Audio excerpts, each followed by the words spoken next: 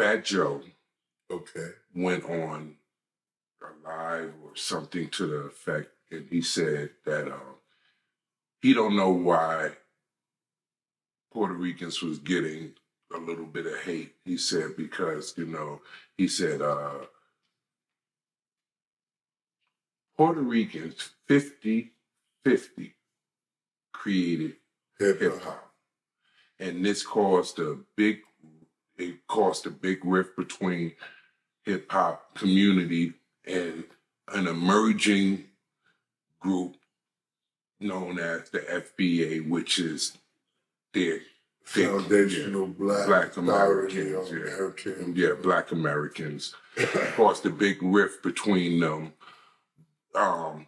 Mind you that that's an organization, but under the description of what they're saying they are, made a lot of people a part of the organization that's not even a part of the organization. Right. Just those who know that they're foundational blacks. It made a big rift. Right. No one could, I've even made videos about it. That's where I sit, but I wasn't there. I came into hip hop, when, around the time you met me, you know what I'm saying? Yeah, so it was way later.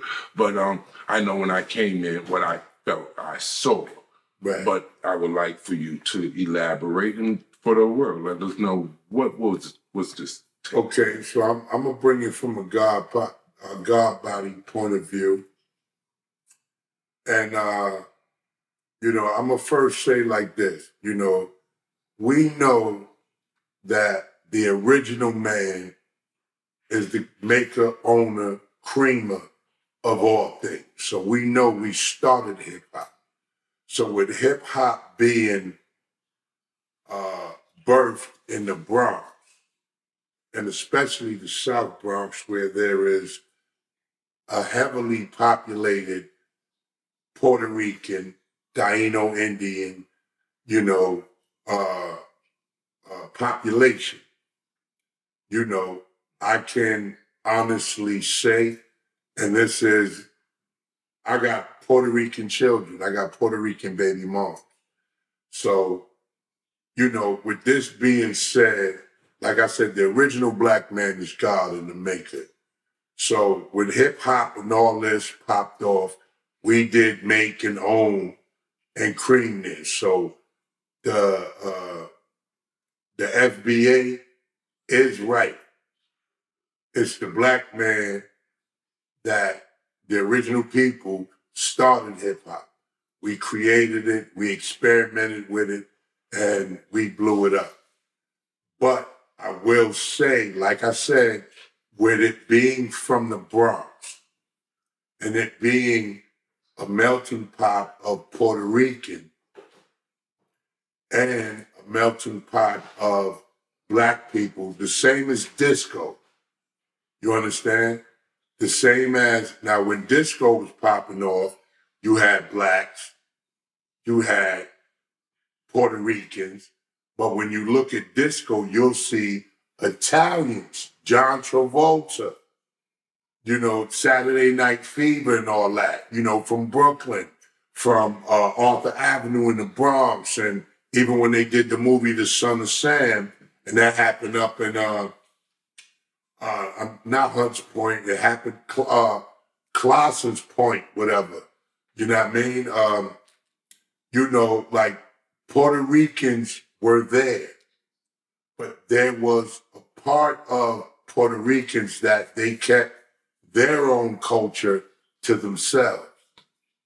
You understand? And the Puerto Ricans that did join with original people, with black people and what they did, there's a word called moyo or molletos or molletas.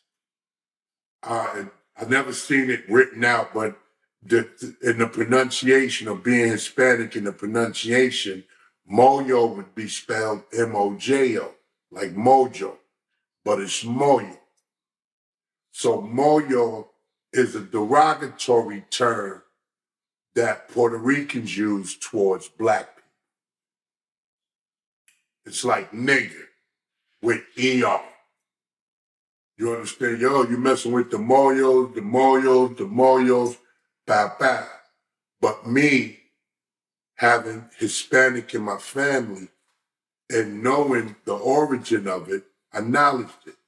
But I got a lot of brothers that's Puerto Rican, but mostly all my Puerto Rican brothers that I really dealt with, other than my DJ Life Supreme, yo, Gijo Peach, that's the God. The God is the light skin, which these are the Puerto Ricans that might come from San Juan, where they light skin, green eyes, hazel eyes, whatever. And even those Puerto Ricans are prejudiced against the Puerto Ricans that might look like what's called Indio, Tregueño. You know what I mean?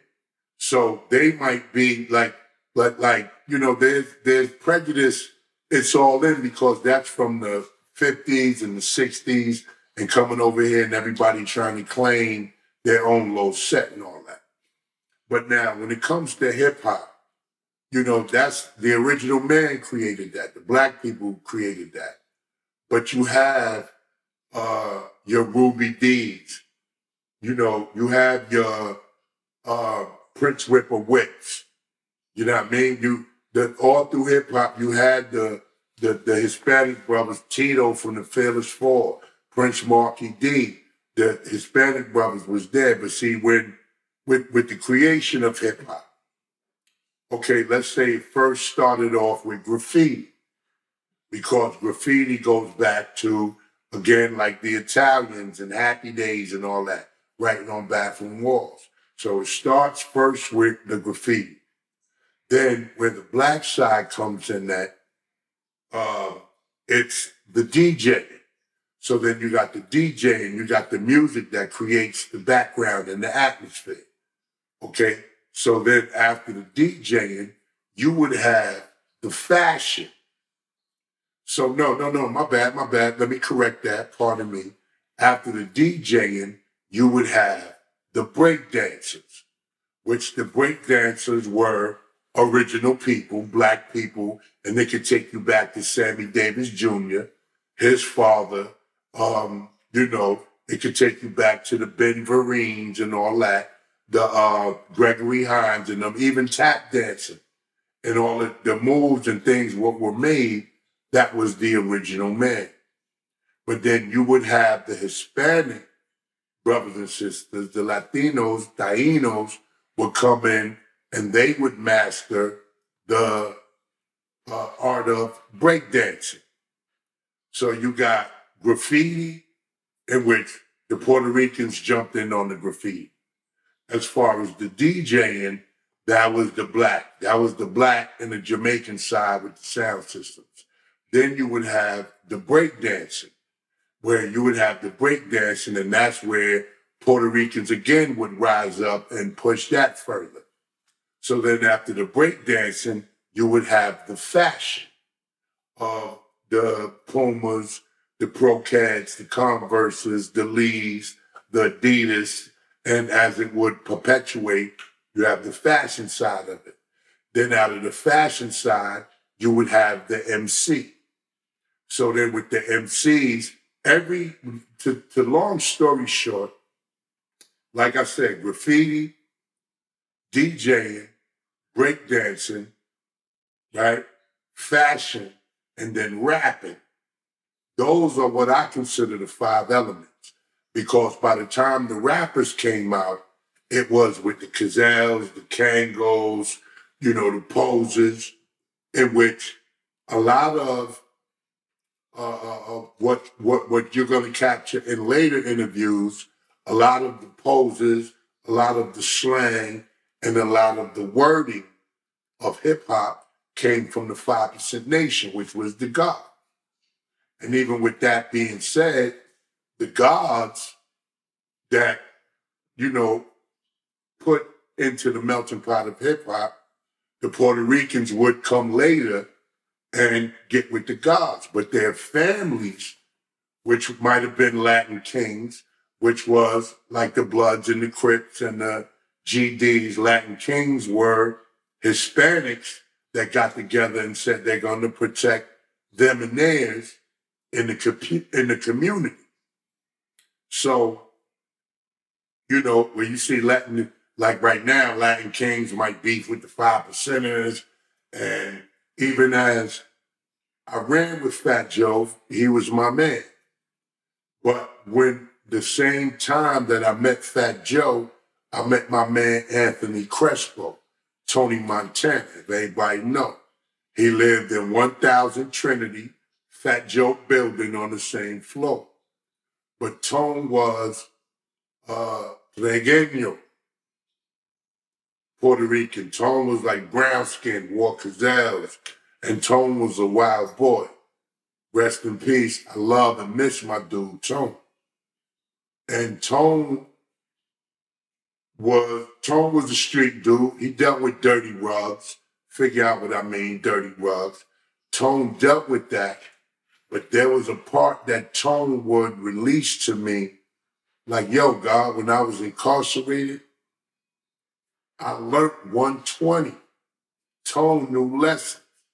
But he said, don't tell Fat Joe and Angel and them that. Don't tell them that, because they're going to say, like, oh, you're a Puerto Rican wannabe. You want to be a Moyo. But Tone knew lessons. And Tone was like, yo, run with me, God. Rock with me. And I used to run with Tone. And when I ran with Tone, I kept a little 4.4 Magnum on me. But Tone would come to my crib every morning, pick me up. And I would rock with him. When it's me and Tone, he would build on the day's mathematics. He would build, yo, God, how you see this lesson? And I would laugh at him because I'm thinking he's joking. Like, Tone, go ahead. Nah, God, I ain't bugging. How you see this lesson? Tone knew 120. Tony Montana knew 120. And he said, yo, just don't tell them because I don't want them clowning. And it's like he was my man till he passed away. You feel me? But even Tone was on that. If I want to try to find, I was on the program 48 Hours and another program on ABC called 2020, where it's me, Chubb Rock. Well, it was me beating up. I was the first one beating up African bootleggers over the music. I was the first one. But they interviewed me, Chubb Rock, and Run DMC.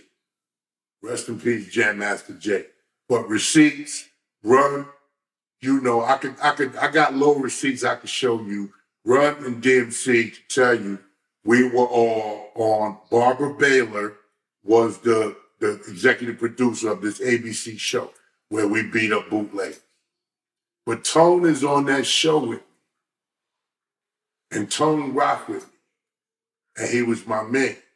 Now, to get all the way back to the question, and this is what I want people to know. When Bigga asked me a question and I seem to ramble on, I go into depth because I want the viewer to know the actual fact, the truth, the receipts. It's not that, oh, I didn't touch, oh, he asked a question. I'm not from a generation where we abbreviate things. I'm not from a generation where we shorten it. I can't teach you to be a lawyer or a doctor or a judge in a 30-day course. You have to go through the time period where it's allowed for you to become said person of that ability. So when I'm asked a question, I manifest and answer the question to the best of my ability in how I do so. So now, like I said, with Fat Joe, you know, I'm not sure if it's this episode, we'll get into the Fat Joe Chronicles, but we will. And it ain't all bad. You know what I mean? It's like